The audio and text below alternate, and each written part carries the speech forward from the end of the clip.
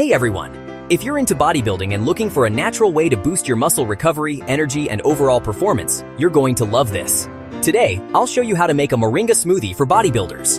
And if you want a quick and powerful way to get all the benefits of Moringa, check out Moringa Magic supplement.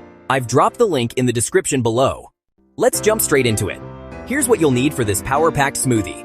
1 cup of almond milk or any milk of your choice. 1 ripe banana for natural sweetness and potassium. 1 scoop of protein powder for that extra muscle fuel. 1 tablespoon of natural peanut butter for healthy fats. And of course, 1 teaspoon of pure moringa powder.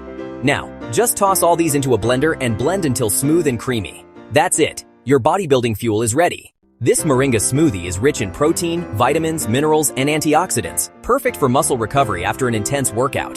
Moringa especially helps with reducing inflammation, supporting endurance, and giving your body the nutrients it needs to build lean muscle. Now, I get it. Not everyone has the time to prepare smoothies daily. That's why Moringa Magic supplement is such a game changer.